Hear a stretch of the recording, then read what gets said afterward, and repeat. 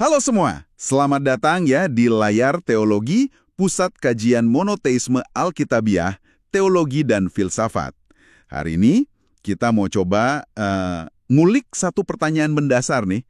Gimana sih kita bisa yakin sama dunia di sekitar kita ini? Dan yang lebih rumit lagi mungkin, gimana kita memahami pengalaman? Apalagi pengalaman religius, yang sifatnya kan pribadi banget ya, dan beragam gitu. Nah, kita akan coba bedah ini berdasarkan beberapa tulisan soal epistemologi, itu studi tentang pengetahuan.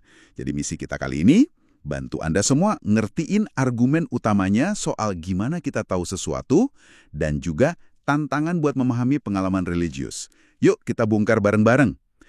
Kita semua kan ya merasa tahu aja gitu, dunia ini nyata.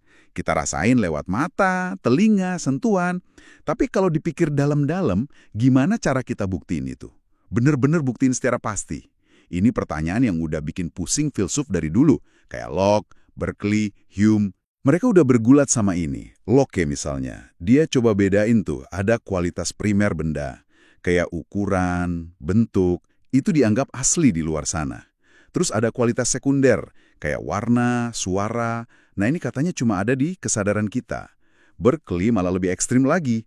Jangan-jangan ya cuma kesadaran kita aja yang beneran ada. Gimana tuh? Betul, betul. Perdebatan filosofisnya kalau diikutin bisa, wah, rumit banget. Tapi ada juga yang ngambil jalan lebih pragmatis. Filsuf kayak David Hume, dia bilang, ya kita percaya aja sama dunia luar itu. Bukan karena kita udah nemu argumen filosofis yang anti gagal gitu, tapi lebih karena ya udah bawaan kita sebagai manusia, kodratnya gitu, kita cenderung percaya aja apa kata indera kita. Terus G.E. Moore nambahin, dia bilang kita tuh tahu kok banyak hal simpel, kayak ini tangan saya, nggak perlu bukti filosofis yang jelimet. Nah dari situ muncul prinsip yang namanya kepercayaan kritis, critical trust gitu. Kepercayaan kritis. Jadi semacam modal awalnya percaya aja dulu gitu ya. Kecuali nanti ada alasan kuat buat ragu. Tepat. Kayak misalnya kita lagi nonton sulap, atau baru bangun tidur terus masih agak ngawang gitu. Nah baru kita, beneran nggak nih? Iya, persis. Kalau nggak ada diviter, nggak ada alasan khusus buat meragukan, ya kita terima aja apa yang tampak. Itu dasar kita berinteraksi sama dunia sehari-hari kan? Masuk akal sih buat navigasi sehari-hari ya. Kita percaya lantai itu kuat sebelum kita injak, percaya teman kita nyata pas lagi ngobrol. Nah, tapi nih, di sini mulai menarik. Kalau prinsip itu oke buat kursi, meja, dan lantai, gimana kalau diterapin ke pengalaman religius? Kayak pengalaman merasa dekat sama Tuhan, atau merasakan kehadiran yang ilahi. Bisa nggak kepercayaan kritis ini langsung dipakai di situ? Kayaknya kok beda ya rasanya. Dingin ya. Pengalaman indrawi itu kan satu, sifatnya universal. Hampir semua orang ngalamin lah ya, lihat pohon, dengar suara. Dua, dia wajib. Kalau mata melek, ya kita lihat. Nggak bisa milih buat nggak lihat. Tiga, relatif seragam. Kita cenderung sepakat kalau itu warnanya hijau, bentuknya bulat, dan seterusnya. Nah, pengalaman religius kesadaran akan sesuatu yang transenden itu beda banget. Nggak universal, nggak semua orang ngalamin. Nggak wajib juga, nggak ada paksaan. Dan yang paling kelihatan, bentuknya itu loh, beragam banget. Beda-beda antar budaya, bahkan dalam satu agama aja bisa beda-beda banget interpretasinya. Betul banget. Itu keragamannya mencolok sih. Ada yang merasa Tuhannya maha kasih, dekat banget. Ada yang ngerasa Tuhannya jauh, menghakimi. Belum lagi antar tradisi agama ya. Ada konsep Tuhan personal, ada yang kayak realitas impersonal gitu, nirwana lah, Tao lah. Nah, justru keragaman ini sering banget kan dipakai jadi argumen kalau ya ini semua jangan-jangan cuma imajinasi, atau sugesti, atau ya produk budaya aja. Gimana tuh? Pertanyaan bagus, dan itu memang argumen yang sering dipakai ya. Tapi menariknya, ada pemikir modern, kayak Immanuel Kant misalnya, dia nawarin cara pandang lain, namanya realisme kritis. Idenya gini, kita tuh nggak pernah ngakses realitas apa adanya secara langsung, secara murni gitu. Pengalaman kita itu selalu hasil interaksi. Interaksi antara data dari luar sana sama kacamata internal kita.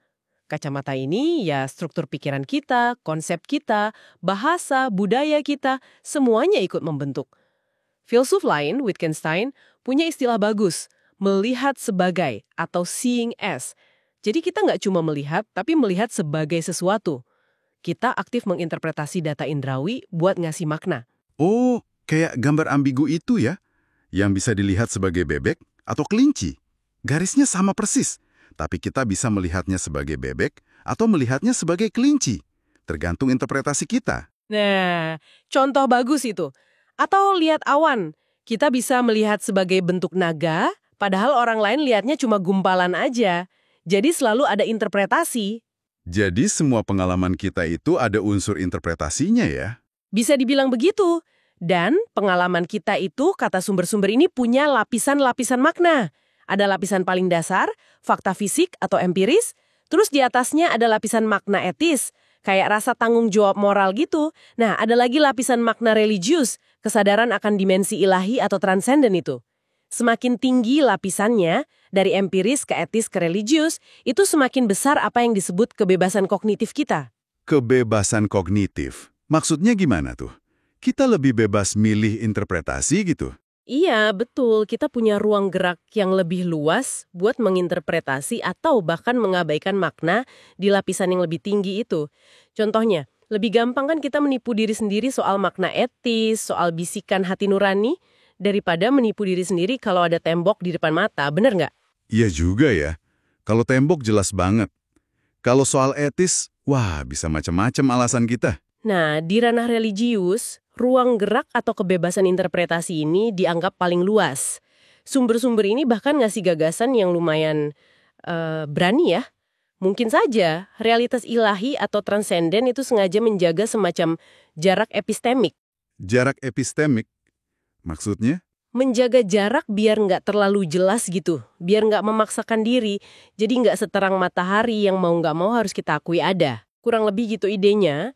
Tujuannya apa? Menurut argumen ini, tujuannya supaya respons kita, apakah itu iman, atau pencarian, atau keraguan, atau bahkan penolakan, itu muncul dari kebebasan kita yang otentik, bukan karena kita terpaksa oleh bukti yang nggak bisa dibantah lagi. Nah, inilah yang kemudian bisa menjelaskan kenapa pengalaman religius itu nggak seragam atau nggak universal. Karena dia butuh keterbukaan dari kita, butuh interpretasi aktif, respons pribadi.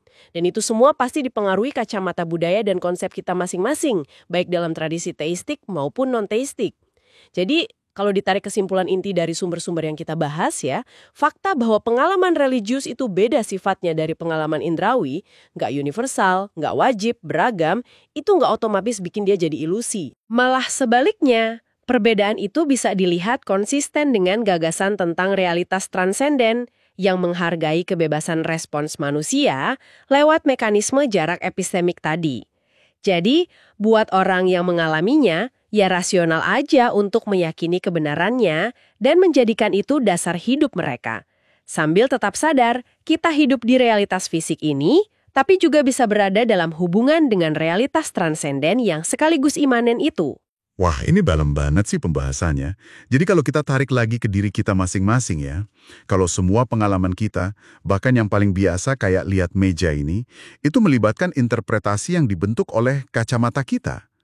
Sejauh mana sih kenyataan yang Anda jalani setiap hari, itu sebenarnya adalah hasil dari interpretasi pribadi Anda sendiri? Sesuatu buat kita renungkan lebih lanjut nih kayaknya.